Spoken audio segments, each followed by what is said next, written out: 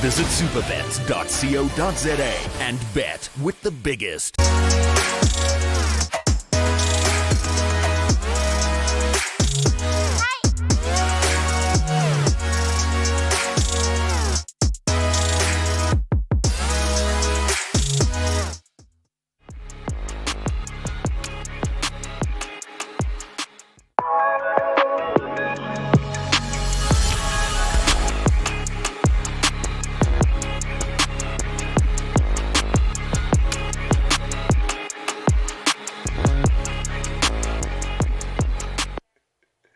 Hello and welcome to Mo Sports. My name is Mo and this is OB.KNOWS. And you're joining us right at the right time. It's a Monday, which means we're doing a recap on all the events of the weekend. Welcome to it. Now, if you don't have an OpenView decoder, meaning that you can't watch us on channel 150 on your OpenView decoder, that means you can also stream us on Facebook or on YouTube. It's as easy as going on those platforms, searching for Supa TV, and once you found us, streaming live from wherever you are, from the comfort of your cell phone, your tablet, or even your laptop. Now, let's give you the Mo riddle today. The Mo riddle today is a very special one because all of us know this man, but not all of us know this man. Now, it says, a true journeyman. I played for a long list of football clubs, including Flamengo, Inter Milan, Parma, Sao Paulo, Roma, Corinthians, and many more. I made 48 appearances with the Brazilian national team, scoring 27 goals in the process and winning a whole host of trophies with the Brazilian national side in the 2000s. Who am I? OB.KNOWS. Yeah. How are you feeling today? I'm good, Mo. How are you? I'm good. So the people at home must be wondering, do you have an extra clue for them for the Mo riddle before we get ahead of ourselves? You, an extra clue. Just an extra clue. You was meant to be the next Ronaldo. He was meant to be the next Ronaldo. He was the next in air and was in the right time frame as well. I think if we are still playing now, he'd probably be like 34, 35 years old. From all right, OB.KNOWS is giving away all the beats. Don't forget, for you to submit your answer, the number is 071-621-4746. OB.KNOWS, what should they expect of today's show? Well, we've got the news coming up on the show. We'll also be talking about, like Mo said, we'll be talking about what happened in the Copa America and in the Euros this past weekend. Also looking forward to the semi-finals kicking off. But let's kick it off with the news, right? And as we've been doing in the past week, we have been talking quite a lot about Royal AM. And once again, we are starting it off with Royal AM. And this time around, they're saying they want some legal action taken against the PSL. And should they actually win this court case of contempt of court, of course, they're saying that the PSL overstepped their ruling that was made by Judge Nyati. This is what the legal representation, Happy Kodi, is saying, right? He says, our view is that the PSL have acted against the order of Judge Nyati, which suspended the playoffs pending finalization of our appeal. So the PSL acted unlawfully and in contempt of court. If they are found guilty, their accounting authority, which is the CEO, must be imprisoned. The playoffs were just a waste of time, money, and resources. They should be declared null and void. That is what Royal AM are saying. They want Umato Madlala, the acting CEO of the PSL, who's been the acting CEO since 2015. They wanted to be jailed if, of course, they win the court appeal. So what happened was that, like I've been saying, it's been two judges who have been, proceeding over this case. The first judge, Roland Sutherland, he came out and said that Sigugune should be at the top. And then Judge Nyati gave an appeal and said, okay, cool, let the playoffs not kick off because we have a court interdict, right? It was an urgent court interdict which they gave to the PSL, saying that we don't want the playoffs to kick off. And the PSL went back to Judge Sutherland, and Sutherland ruled out the ruling that Judge Nyati gave and said the playoffs must kick off, and Segukune are the champions of the NFD. So it's still going to be an ongoing case, right? I did say that the PSL and the NFD, they kick off later on in this month. So it's going to be very interesting to see, next month rather. So it'll be very interesting to see if this court appeal or these court cases will be done by the time when the season starts. We'll have to wait and see what's going to happen in that case. I have no comment when it comes to this situation. All I can say is that the fact that there's two judges and two court cases going on, it really it frustrates me. I feel like if this was something that was a reality for a lot of people wouldn't be in jail. We'd all find a judge that says what we want him to say. Like, we'd all be like, they say you killed him, be like, no, wait, let me go get my own judge. This judge says I didn't kill him. That's basically what's going on here, because now we have two judges, we have two rulings. In contempt of which court? That's the question as well. In contempt of which court, yeah. Exactly, because like you saying, no, this court is right. That you guys, let's carry on and talk about what's happening elsewhere in South African football. Let's talk about Darren Keat being announced as the man that's going to be joining Cape Town City. Yeah, he's now been announced as might even be announced as the number one goalkeeper for Cape Town City. I mean, it did come out. Cape Town City did let go of Peter Leeuwenburg later on in the previous season, and Mark Anderson, development side goalkeeper, been part of the MDC team, had to step up, and he was in goals, if I'm not mistaken, for about 2 games. And this obviously meant that Cape Town City were looking for a new number one, and why not bring in a Darren Keat who's got so much experience, has played overseas, has won titles, a league title rather, with Bidvest Wits. And this is a goalkeeper, of course, who also represented Bafana Bafana on many levels. So it's very interesting that they brought him in. I do think that he's definitely going to be the number one. I don't think that Mark Anderson is already at the stage where he can actually take over and be the number one for Cape Town City. But I think it's a solid signing. I mean, I'm actually more impressed that they didn't fetch another international goalkeeper. They decided, you know what, we've got goalkeepers here at home, and I've been saying that we have so many goalkeepers that could be, the number one choice in many of the clubs across the country. But I'm very glad that Cape Town City decided to go to Cape Town United and bring in Darren Keat. Although it's on a free transfer, the 31-year-old is looking for quite a lot from Cape Town City. And he had to say a couple of things, actually. He made some comments about the signing with Cape Town City. And this is what he said: looking at my future plans, Cape Town was a good place to start. And obviously, the opportunity arose. I want a part of something big. I want a part of something extra special. Since I was young, one of the only things I've wanted to achieve was to be the best goalkeeper in South Africa. I've won all the trophies. I've had the experience of winning the PSL before. I definitely want more. I'm not coming here to settle for anything less. That is what Darren Keat is saying. A brave man, especially at the age of 31, because as goalkeepers, 31 for them is the prime years.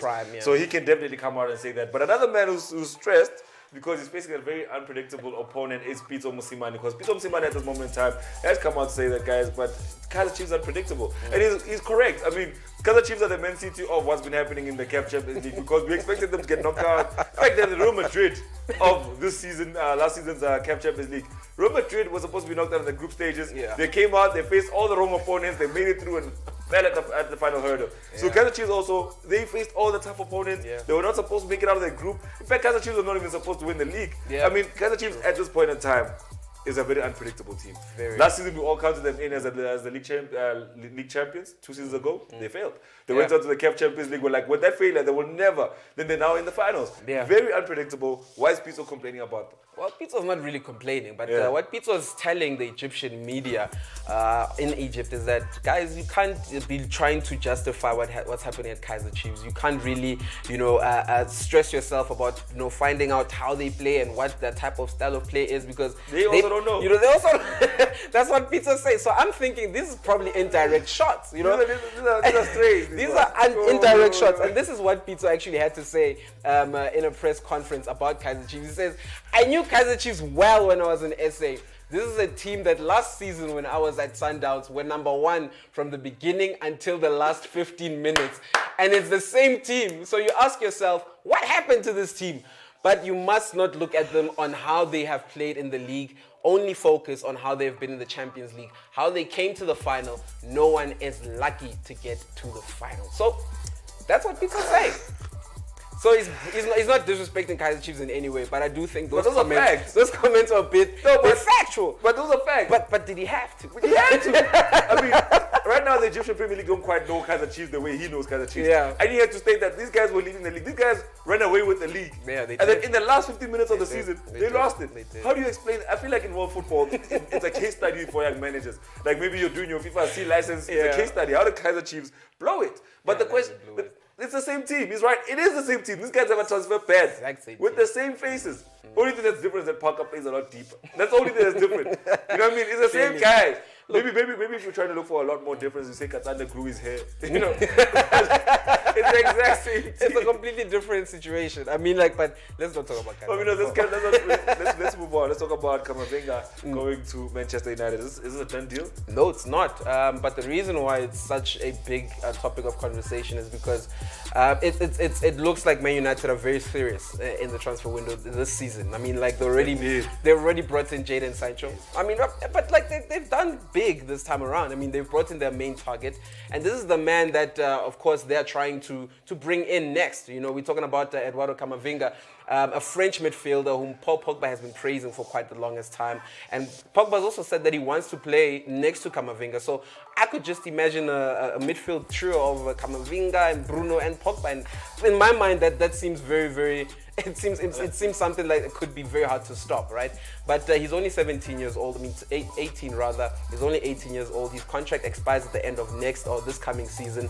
So, you know, it's either Rennes going to, you know, cash in with Camavinga or risk the chance of losing him for free, you know, come the next 6 months. So I do think that Rennes might be looking to sell him, and if they do, apparently it could be about 30 million, and that's a bargain for this player because of the way that he's been so well spoken about. I mean, he's already made his debut for the French national team at the highest level. So I do think that, you know, Camavinga should be one of the best prospects out there in the world right now. So for him to be going for 30 million, I think could be a bargain for Man United, and if they actually get him, I think it might be a very, very big and brilliant signing for them for the future. All right, let's take the conversation all the way to France and talk about Marseille. Olympic Marseille, the team we're talking about.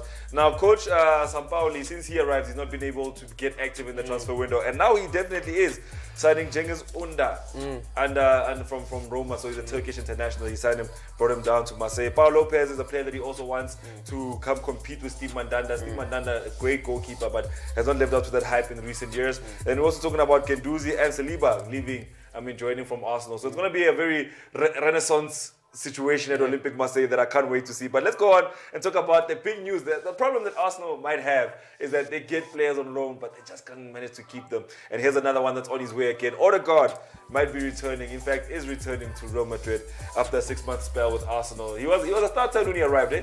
He arrived there on fire. He was. I mean, I think...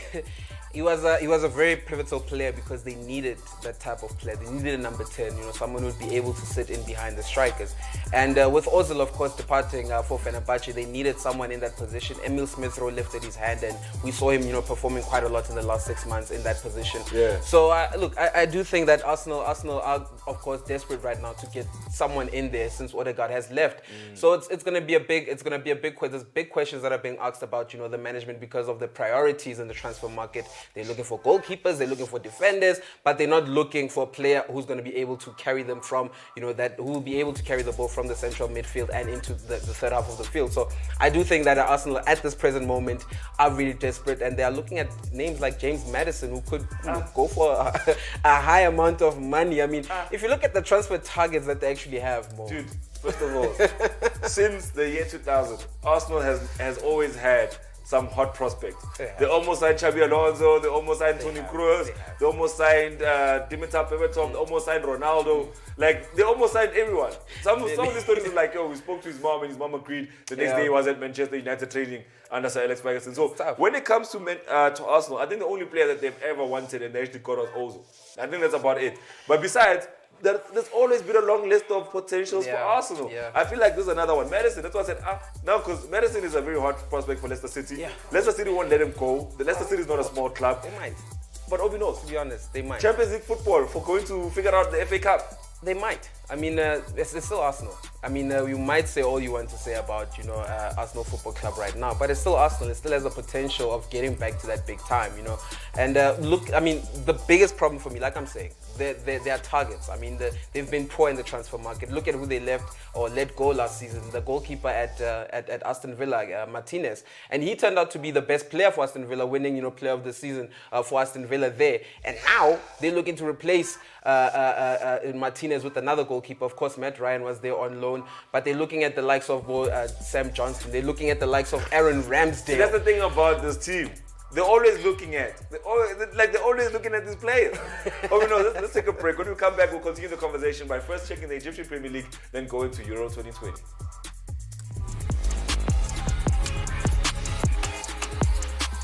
Here is a story about a hit. If it does not get you close to 21, then you can ask the dealer to hit you, give you an additional. No. Hit me, Kanjan. You want to hit again? I said it with my chest. Let's change your mind about being hit. Hit me. Real men don't stand. Hit me. Hit me again. I sure. How to understand a hit. What was that? Hit me. You take a risk on this side. You hit. You Hit the ball. hit. Go bust on that hand. Who's a Madala? Who's that? To hit or not to hit? This is just a game. That's quick, bang. Boom! It's a 3. It's a 3. Watch this. It's a 3. It's a 21! Bruh! Watch us play blackjack on Super TV, channel 150 on OpenView, or hit that thing yourself when you SMS Super TV to 30978. Super TV, let's play.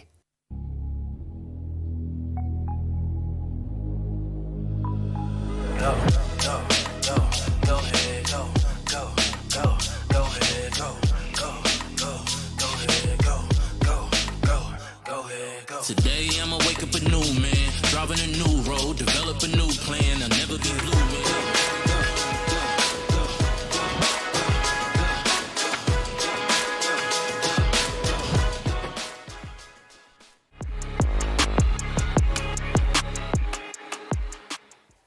Welcome back to More Sports now. Hey. During the breaks, I wonder what people get up to during the breaks. I wonder what people at home do during a break of More Sports. Welcome back to the show. My name is Mo, this is OB.KNOWS, and yes, we're talking all things football. Now, before we get carried away, let's give you the Mo riddle.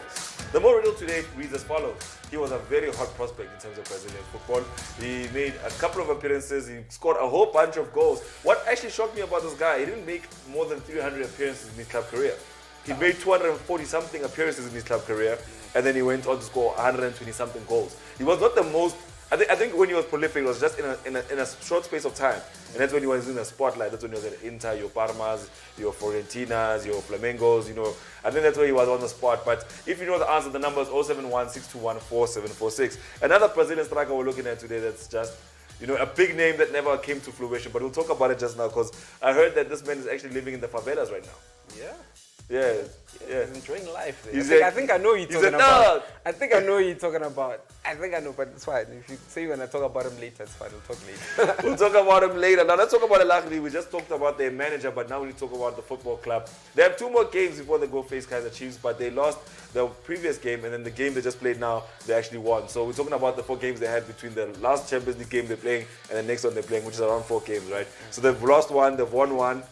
They drew 1 and won 1, and then now they have 2 more coming up. Let's talk about this game that they drew. How did that play out? Well, they drew against Pyramids. That was the first game in returning, back into league action. And the last game they played, which was yesterday, they won 4-0 against Samoa. And it was a brilliant performance. I mean, they got all their star players scoring once again. El Shahata, one of them, scoring. Actually, El Shahata is one of the targets for Mamelodi Sundowns, and it would be very interesting if Sundowns can pull that through. I mean, I'm seeing this Egyptian and South African connection, and if we're getting some talents, like real talents from Egypt that come into play here, I think South African football is growing in some way, But coming back to Al Ahly, I think Al Ahly have, what they did yesterday was pretty much to fix what happened, in the game against Pyramids. I mean, they picked up a red card in that game, and they didn't get to win the game. But one thing I can say is that with the performance yesterday, they have managed to reinstate who they are in Egyptian football. Because we did say that should they not pick up 3 points in the next 7 games, which is the 7 games in hand that they have in the league over Zamalek, is that they'll be behind. So they need to win each and every game from the game that they played yesterday until the remainder of the season if they are going to be certain about lifting that league title. So I'm very impressed with the fact that they managed to get themselves back in the running order, and hopefully that could be the motivation for them coming up against Kaizer Chiefs. All right, let's go see how it looks on the website, because you do know that sometimes you need to see the numbers for yourself. Don't just believe people. And to do so, SMS Super TV to 30978 and join us on the website. Let's go get it done. Let's go to match info, and then let's go to statistics. Hey, soccer. Then we just go to Egypt. We know those sell EGY. Premier League. Imagine waking up there every day, you're seeing the Pyramids over there. You play against Pyramids FC. Nice times. It's nice times in your life. As you can see, Zamalek is at the top of the league. They're sitting on 61 points, with Al Ahly sitting on 45 points. They're sitting second, but they've only played 21 games. Now, looking at their form in the last 3 games, they have 2 draws and 1 win in there. So they still need to win a whole bunch of, all 6 games, in fact, to become the league leaders. I mean, at this point in time, click on Al Ahly quickly. Just click on the team, yes. Let's go see when the next game, who the next opponents are going to be. Let's scroll down. There you go. As you can see, let's look at their history first. As you can see, they dropped points against El Guaina, then they won, then they lost to El Mahalaha. Yeah, Mahala.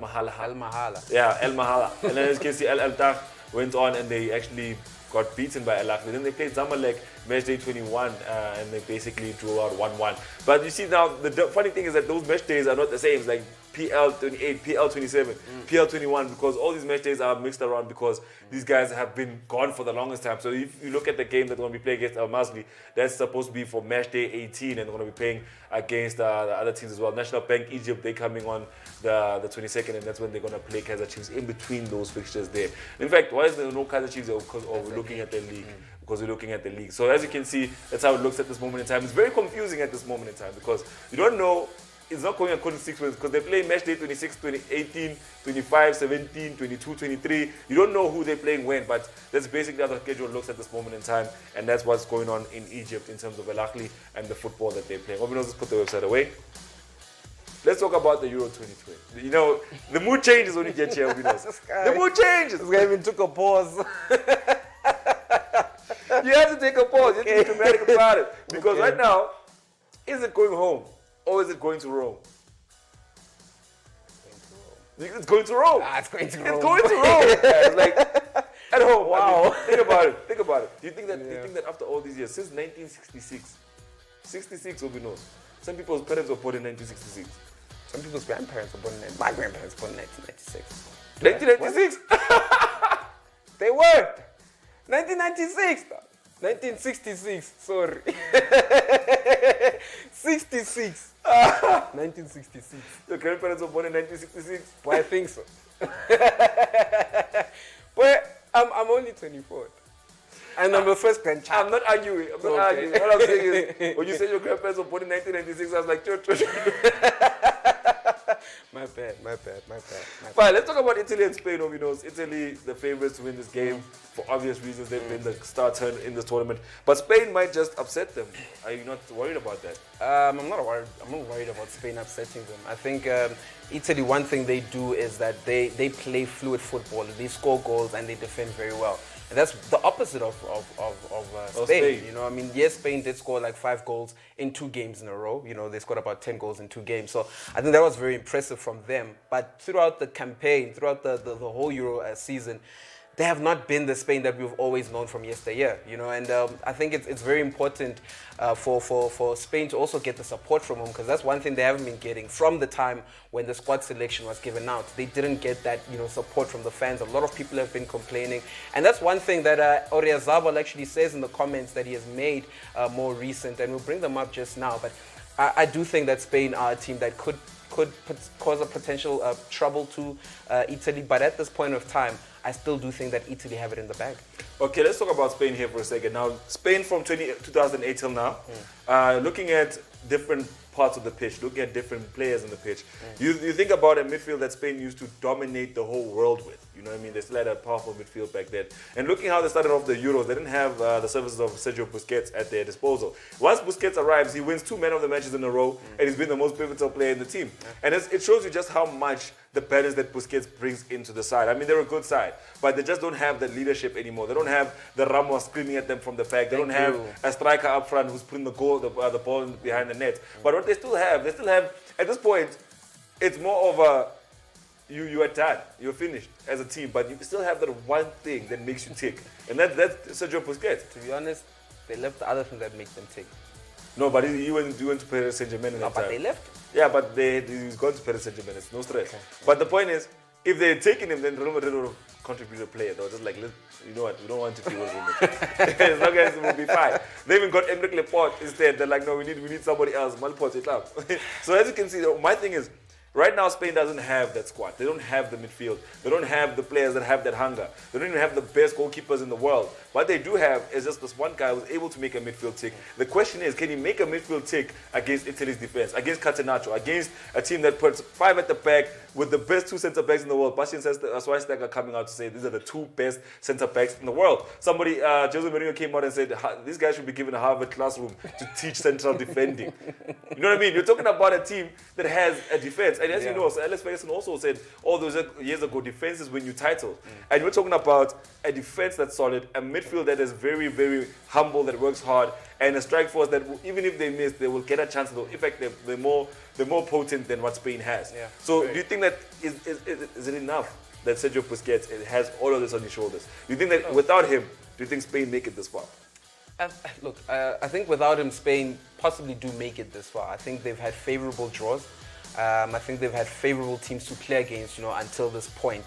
This is their biggest test. Italy is definitely their biggest test, and the question will obviously get an answer by the time tomorrow hits. I mean, by the time the game starts, we'll firstly see how they line up, because Fernand Torres for me has been the most important player for their attack. I think he's had a lot more impetus than all the other players. I mean, Gerard Moreno is also a player who can stand out at that point, but of course Morata not, bringing the A game, to the Spanish side. But I do think that with those two players in the front two, I mean, in the front three, Gerard Moreno and Fernand Torres, I do think that they've got a lot more going for them up front. But I don't think they'll be able to trouble that defense. You've been saying that defense is very tight. I mean, they only conceded the first game they conceded was without Chiellini in there. He was injured still at that time, and of course they conceded in their last game as well. But they're still very stable at the back. They're still very tight. They've got a brilliant goalkeeper in there. But I can assure you that Spain have something to say about it. Let's see what Oyarzabal had to say in the comments earlier on today. And this is what he says. From the first day, we were confident that we were a solid group, a united group, and that we were good enough. And we've proved that. People are free to say what they like. That's part of football. But we never had any doubts at any moment. We always believed in ourselves and we trust in ourselves for what is to come. So that's what Oyarzabal is saying. They're saying they've been very confident throughout the whole, competition, despite them not being trusted. Like I said, the Spain fans themselves have not really trusted this team. So it's going to be very interesting to see how they come into this game. But I do think that from what he has said, they have a bit of confidence coming into this game. But the Spain fans are spoiled. They're very spoiled. I mean, first of all, you need to consider, guys, do you realize the team that Spain had over the past 2 decades? This is for them a very big downgrade. For them, this is like, wow, we're just playing with whoever we can find. These guys were spoiled for choice. They had David Villa. They had, in fact, even if you look recently, they had Diego Costa up front. They were spoiled for choice. They had David Silva, Fabregas, Iniesta to choose from in attacking midfield. They had Busquets, Alonso, Xavi to pick from. They have Capdevilla. They had Puyol. They had Piqué. They had Sergio Ramos. This team was spoiled not so long ago. Right now, honestly, I think if we're being honest with ourselves, Spain must just face the facts. They don't have all those players anymore.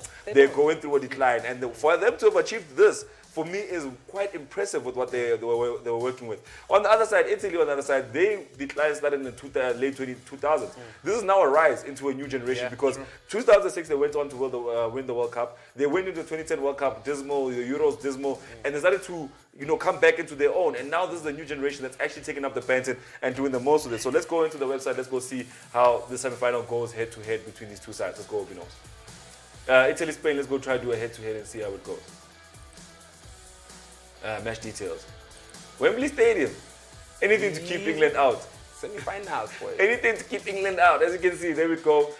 Two coaches in there with very big CVs in terms of their footballing coaching careers. But since the year 1934, these teams have met 17 times and 6 wins for Spain, while there's only been 5 wins for Italy and 6 draws between them. So it's been an evenly ironed out kind of fixture. As you can see, Spain come into this with 3 draws and 3 wins in their last 6, while Italy have come in with 100% form. At this point in time, Italy have been very impressive. Let's see what the 3 information points have to say at this point in time. It says Italy have not lost in their last 32 games. Oof, that's a lot. Last time we were talking about that. Yeah. Spain have not lost in their last 12 games. Okay, Spain have a winning streak of 3 games right now. So it's a winning streak of 3 games. So anything to try and make Spain look like they could, upset the balance. But Obino, talk to us. You had some thoughts. They could upset the balance. We can't just, shut them out. And why I say this is because as much as this is, Spain's biggest test in this tournament, this is Italy's biggest test since, Mancini took over. Because you're looking at the teams they played against in the Nations League, Lithuania, all these other teams, not had an actual test. I mean, they played Netherlands twice, but that was during the transition of the coaches. I mean, they had to let go of Ronald Koeman, and there was a coach who came in to sit for a couple of games before Frank de Boer took over. So I don't think they've had an actual test. This is the big test. And for it to come in the semi-finals, I think Spain will have a lot more confidence than they had in the previous games. So we can't just, scratch Spain out. I mean, we are saying all these things about their attack. They're not all too great at the back, but they are still a team worthy to give Italy a very tough race today. All right, so before we take our break, let's see if someone submitted the correct answer for the Mo riddle? The answer is Ronaldo, number 9, the real Ronaldo. Eish. Rondo from Felipe in Cape Town. Eish. I think Rondo wanted to just say it's Ronaldo because he heard us saying Ronaldo on the show. It's not Ronaldo. We said he was the next Ronaldo. So let's take a break, let you think about it. When we come back, we'll have to see if there's any other answers that have been submitted.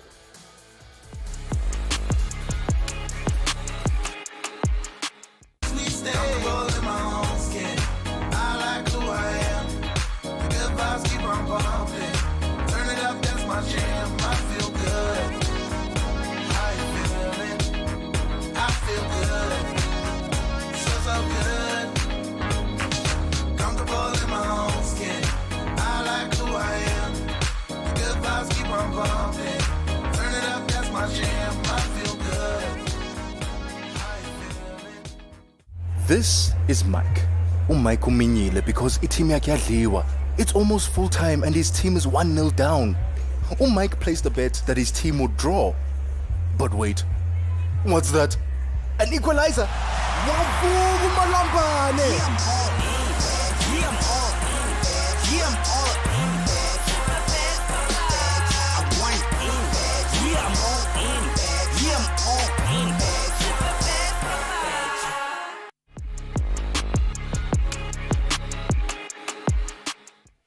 Welcome back to Mo Sports.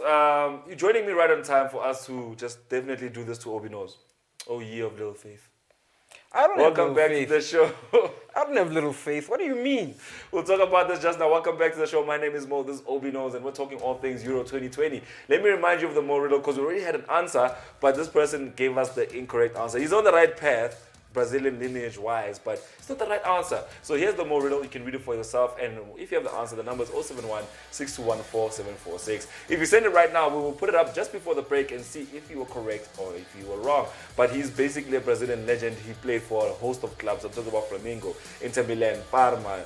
There's nothing he didn't play for, but if you know who he is, then submit your answer. Don't forget to SMS Supa TV to 30978 while you're at it. Now, if you're just joining us, before the break, we're talking about Italy and Spain. And look, OB.KNOWS is not buying the sauce. He's saying this is the first big test that Italy has had, and it's coming at the semi-finals, OB.KNOWS. I feel like at this point, even if it's the biggest test you've ever had, you're coming from a run of 32 games unbeaten. Facts. You're in form. You just beat Belgium. You just beat Belgium.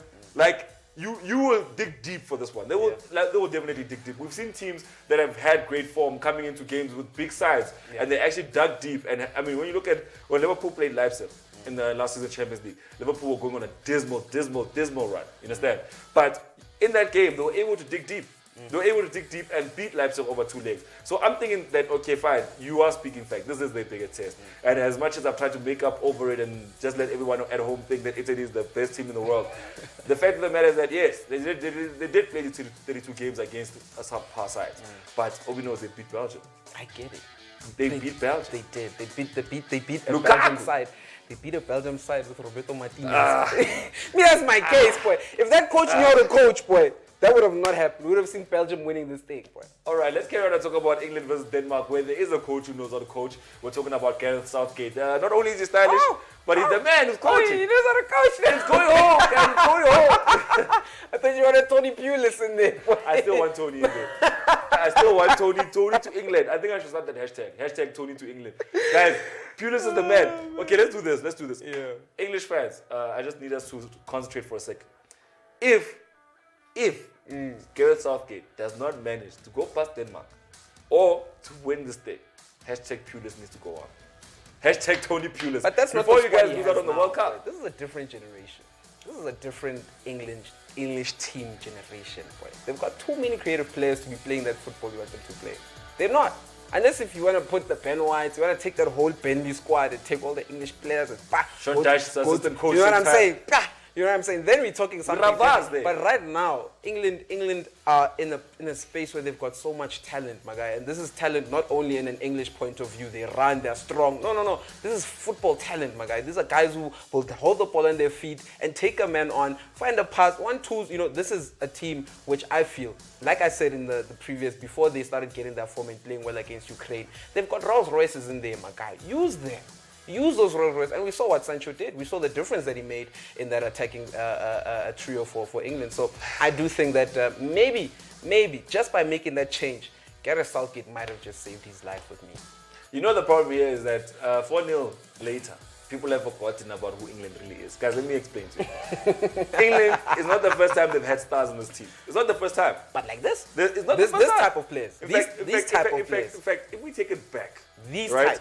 If we take it back, Please take no, wait, hold on, consideration what I say. hold on. Before If you, we take you it back, cancel my point. No, but also I'm not canceling your point. I'm saying if we take it back, right, man to man, right, Aye, boy, you lying. man to man. Aye, boy. Who was the goalkeeper in the 2000s for England? It was Paul Robinson, Daniel James, was It was Daniel James, Robin right? Green as well. Wait, it was Daniel James. Let's go back to that time of Daniel James. No, Daniel James did not have a mainstay position in that English national team. We can say Paul Robinson, that's better. Okay, let's give it to Paul Robertson. Yeah. Pickford Robertson. Just pick one. Both goalkeepers Just with a pick lot one. of errors. Just pick one. I'd go with Paul Robinson. Okay, fine. Defensively, Maguire or Rio? Come on. Just pick one.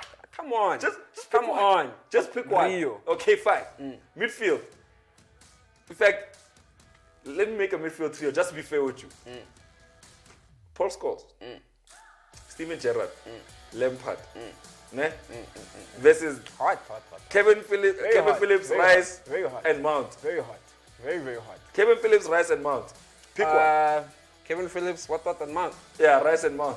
Pick one. England still have a better one. No, pick yo, one. Yo, England trio is still hot. Still You are hot. the Gerrard one. Yeah. Okay, cool. Still very hot. Alan Shearer, okay. Obviously, gonna But go that's okay. not the same. But okay, that's fine, not the fine. same. Let's do Come this. on. Michael Owen or Gary Kane. Boy, come on. Let's be Kane. honest. Of course. All right, fine. So out of the four, No. You still haven't went on the wings. You still no, haven't hold went on. to the right I'm back not and even left gonna go back. there. I'm just saying, out of the 4 sectors on the pitch, 3 out of 4, you picked an old English side, a Yeah. golden era English side. All I'm saying that is, was hot. Knows, it's not about the stars on the pitch. All I'm saying is, no. the system, my You boy. see, you're getting me wrong. That's why I said, listen to my point. That's why I What said is your point? before you What is go your point? on that route. You called out stars, my guy. You called out stars, real stars. But this is not the same type of football this English team and that English team should be playing. That's what I'm saying. Okay, Maybe fine. that squad you could have gave it to Tony Pulis. Yes, definitely. Those were hard players, my guy. Those were players who knew how to, get stuck in. Those were players who knew how to grind out results, my guy. This team is more stylish than that. You don't need a Tony Pulis to be taking over this team. That's my point. That's what I'm saying. I'm not saying this squad is better than that one, but what I'm saying is that they are completely different in terms of footballing era. That's what I'm saying. They're completely different. So let's do this. Let's go see how Denmark will possibly line up. Obino's finally killing this chat about Tony Pulis. But I will rise again and I will come up with new facts as to why this team should be under the tutelage of Tony Pulis. Or someone similar. Maybe here Routini. Let's go see what's happening here.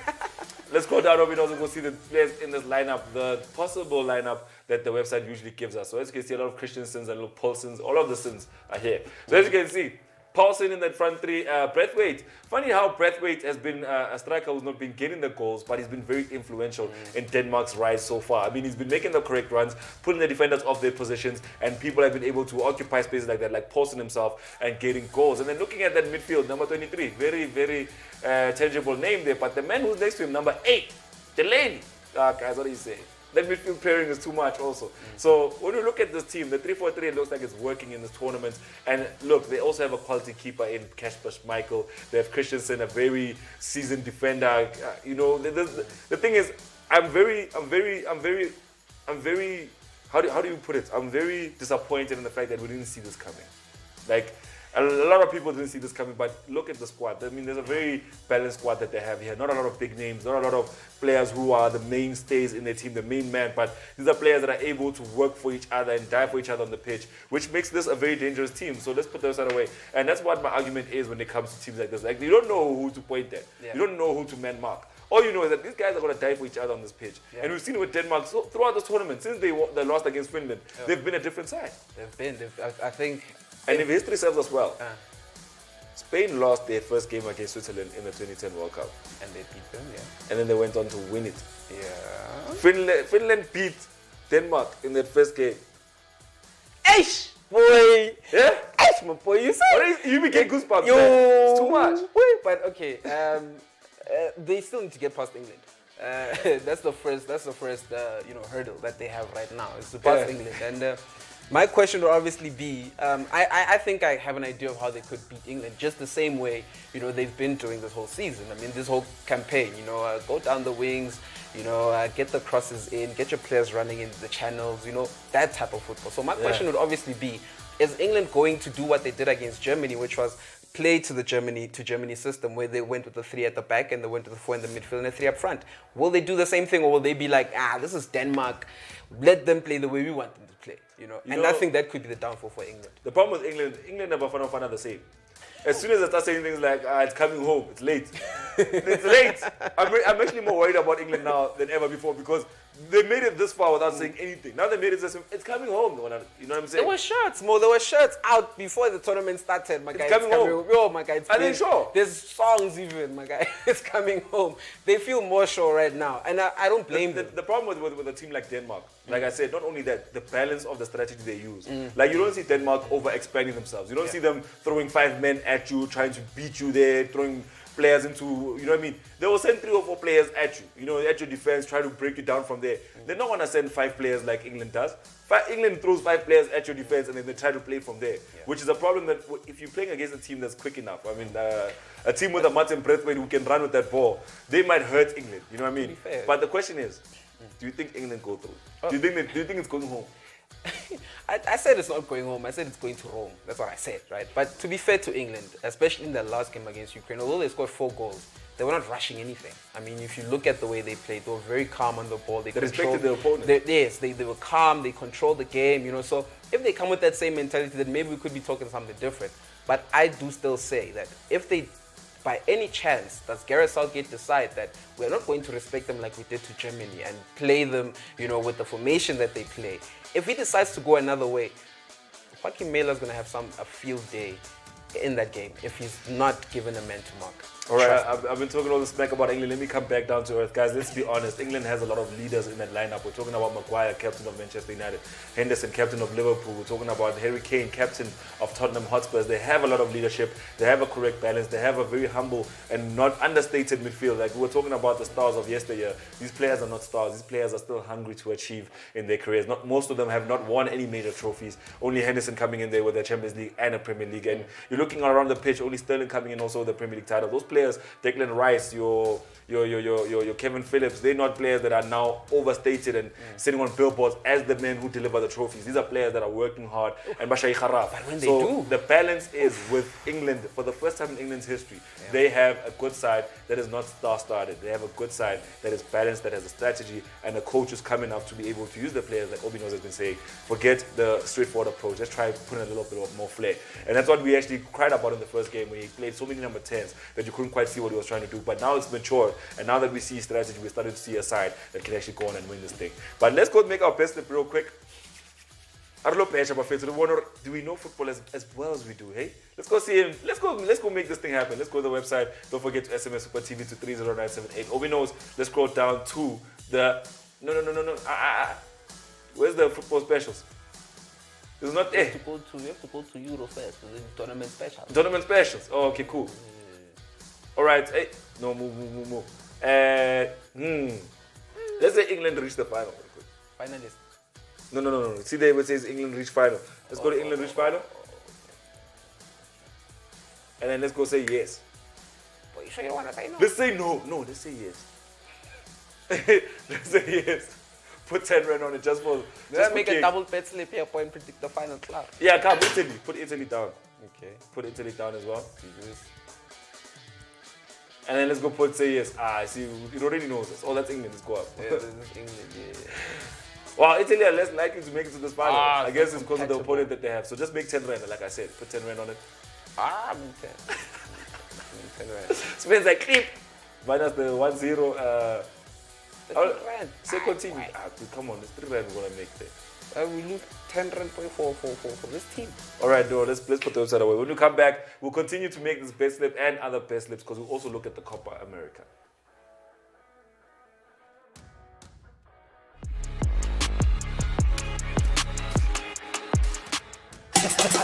Love to play? You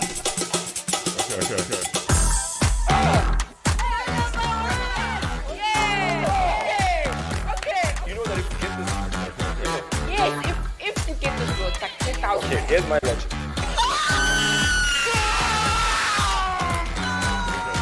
I love my movie. Oh! What? Multiply by 20.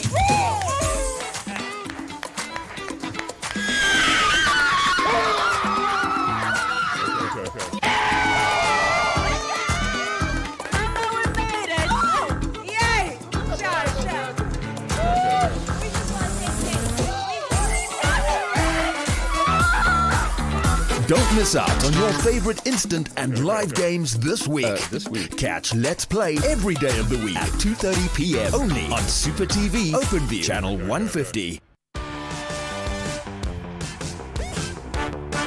Dibra, don't be such a nuisance.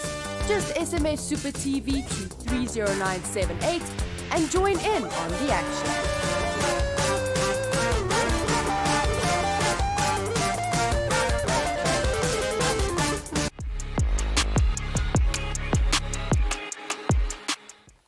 Welcome back to Mo Sports. OB.KNOWS dropping gems there real quick just before the show started. My name is Mo, this is OB.KNOWS, and we're doing all things football right now. We're looking at the Copa America, but before we do so, let me remind you of the Mo riddle, and then let's see who submitted their answer and if they're correct or not. So he's a Brazilian footballer. He was a forward. He scored over 100 goals in his career, played over 200 appearances across all the teams he's played for, but he played for a whole host of clubs. He played for Flamengo, Parma, Inter Milan, over 2 stints, and he also played for, he played everywhere. He even played for Inter Miami or Miami City. I'm not quite sure, but he's traveled. If you know who he is, the number is 071-6214-746. One of you claimed to know who he is, so let's see what your answer is and what you were able to submit. Let's look up to the viewers. Okay, the answer is Hulk. Luando again. Luando! Shout out to Londo for having the heart, bro. Luando is fetching names, eh? He's got heart. He's fetching names. Shout out Robinho, in fact. Say Robinho. No, but you cancel out Robinho if you say that he must follow Robinho. Because now he's going to follow Robinho, be wrong, and then he'll be like, but Obino say. But there's 10,000 other Brazilian players, bro. But Brazilian strikers, who are the next Ronaldo. Yeah, I think he's missing that one. I mean, Hulk next was not the next Ronaldo. Hulk was just a buff guy who took free kicks like in shots from like outside the box. Just, and Hulk looked like Hulk. Yeah, he was massive. He looked like real Hulk. His put race was a put race, my guy. It was too much of a player. But let's carry on. Let's talk about the Copa America. We're talking about Brazil, the national team. So I said there's a footballer living at the favelas, Obino. Who do you think of? Diego Costa. Diego Costa's living at the favelas. Yeah, he's within, boy. I mean, he's living back in life, you know, he's enjoying his time with the family. He's back home. Yeah, he's back home. I mean, since he left Atletico Madrid, he's spending quite a lot of time in Brazil. And he's not spending time in like luxurious places. Like I'm saying, favela vibes, bro. He's in the favelas. You'll see him in the what do they have? They don't have forests. They don't have forests. They have what? They have a rainforest. No, you lie. They have what? The rainforest is in Brazil, Obino. Oh, okay. But what's the real name? Swamp, whatever. Something like that. Yeah. To be honest, he's not. He's been in the wilderness. This is why he's let's doing say news. That's why he's only doing sports. That is not the way he's in the wilderness. You just call the rainforest the swamp. No, I said there is a swamp in Brazil. There's no swamp in Brazil. That's the only. Isn't that like one of the only places that have swamps in South America? Let's let it go, dude. This guy. Check out. Guys, the answer to the Mo riddle is also living in the favelas after he retired. Apparently, blew his career and he's now living in the favelas. Not because he's like... Wait, so this random guy is in the favelas? He's living in the favelas because apparently he's broke right now. He's living his average life. There's even pictures of him looking like a G, you know, like a thug life. Yeah. There's pictures of him like just bumming it like that. Because from euros to zeros. It doesn't waste time. Let's carry on. Let's talk about Brazil, because you're wasting our time here. I don't even know why we still have this segment about the Copa America. I told you. OB.KNOWS has made up his mind. He can't change his mind. All we'll do is let's go make our best slip for this tournament and the Euros. So let's go back, OB.KNOWS, to the website. Let's go to Euros. UEFA, Euro 2020. Go back there. Okay. Tournament specials. We're going to spend a little bit more time here. Let's go to tournament specials, please. Are you sure, Doug?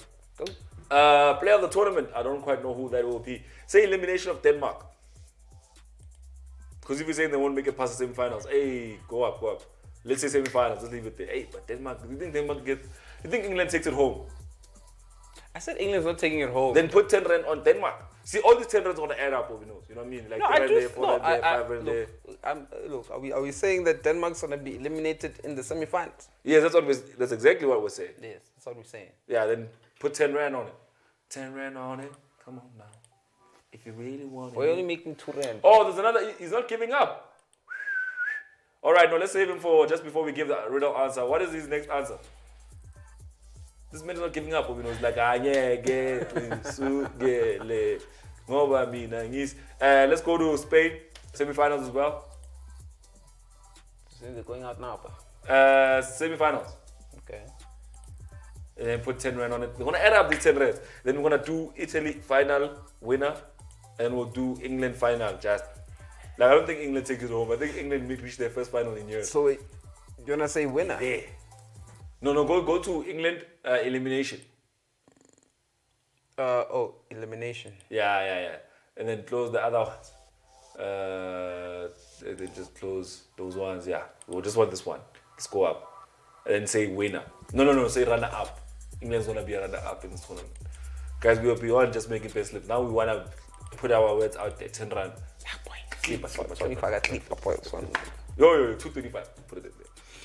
Now let's go back.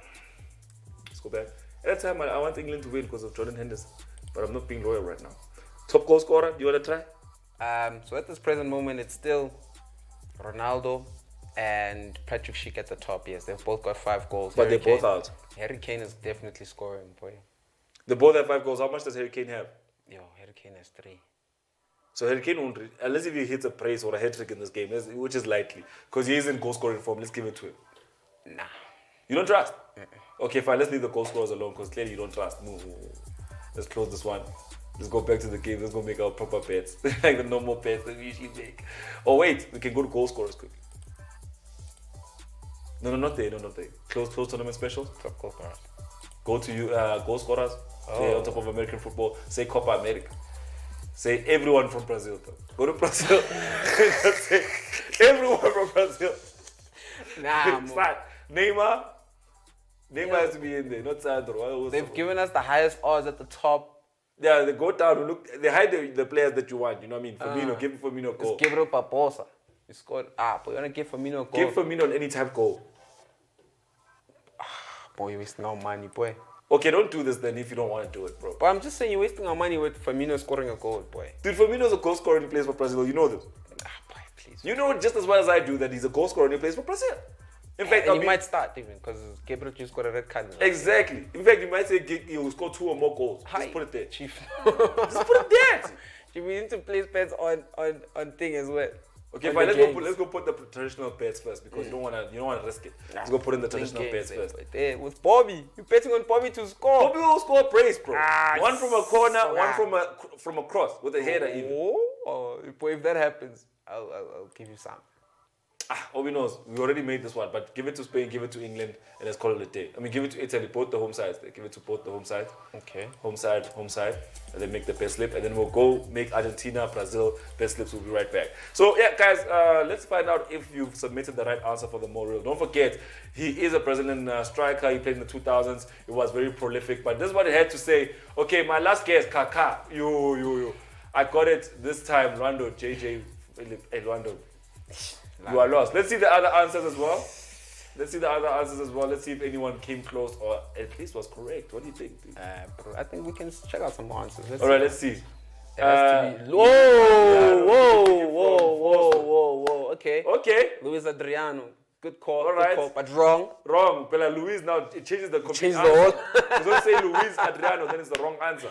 The real answer is the one that says Mo Riddle answer Adriano. I think maybe somebody would have copied you and pasted it downstairs like copy paste. Let's see if we're right. Yeah, let's see if we're right with the answer. You know what I'm saying?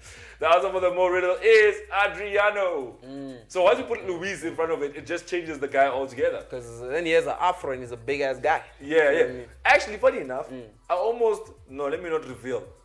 I almost went with another Brazilian striker that I knew no one was gonna get actually. Luis Fabiano. No, not Luis Fabiano. Oh, I forgot about Fabiano as well. And he was iconic there with his... He looked like Chris Brown. Yeah, he looked like Chris Brown. Thank you for joining us here on Mo Sports. We'll see you again, not on Wednesday, but on Friday at 2 p.m. Make sure you don't miss it. See you next time.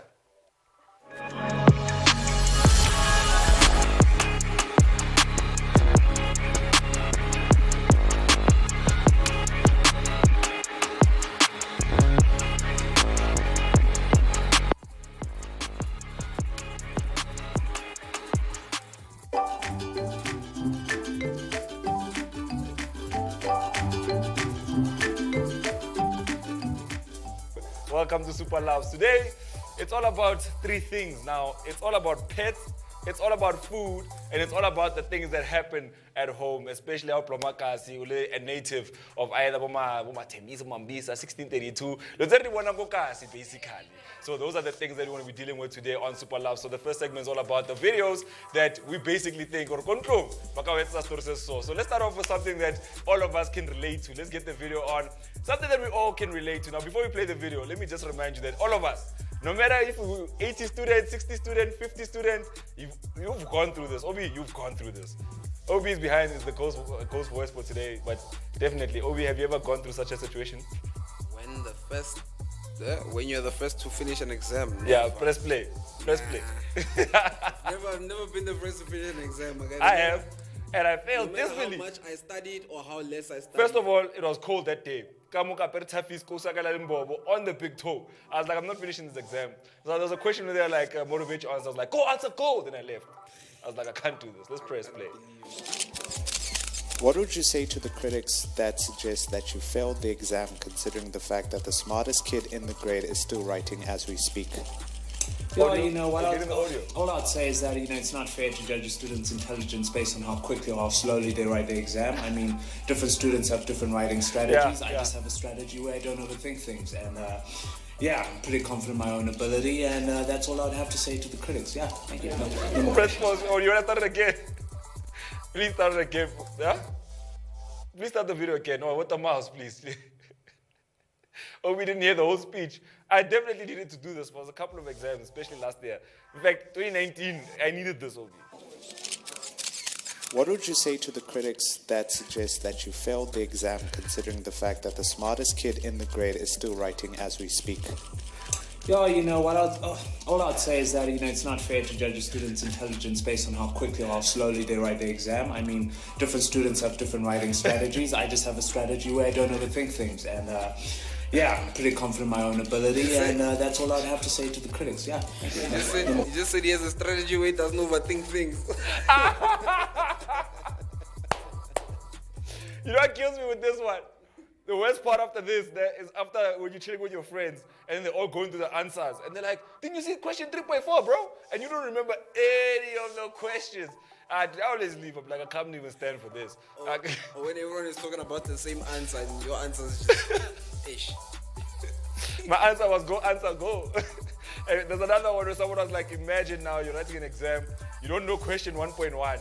Then you skip it, then question 2 is like based on your answer from question 1.1. You're like, yo, I won't record what I'm writing. So they're asking me these things.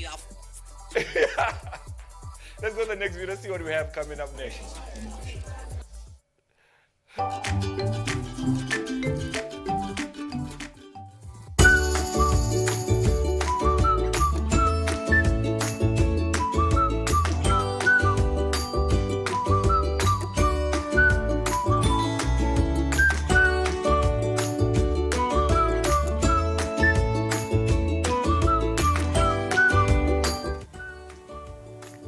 Wait, first of all, who's seeing this? I think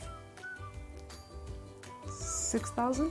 And it wasn't for me, just me. It was for all of us. It was a gathering of great minds that had to do with jovial personalities and some music to dance to.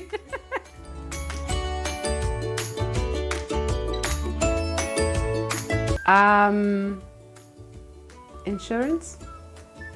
I feel like you pay for insurance every month and you really never get to see that money ever again. Because incidences are so few and far apart, but when they do happen, you do need the coverage. But insurance takes a lot of my money every month.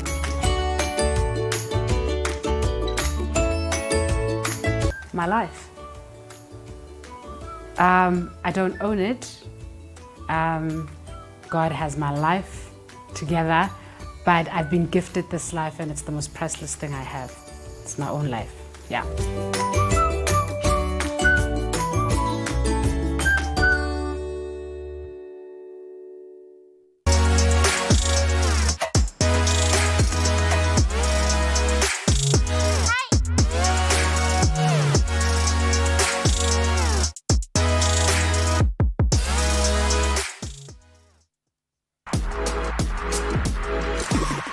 are watching Supa TV, Open View, channel 150. Well, guys, a big welcome back to Supa TV right here on channel 150 Open View, powered by Supa Bets, where you bet with the biggest. And the home of safe regulations and sanitizing and social distancing. That's why I'm by myself. And even the mouse and the keypad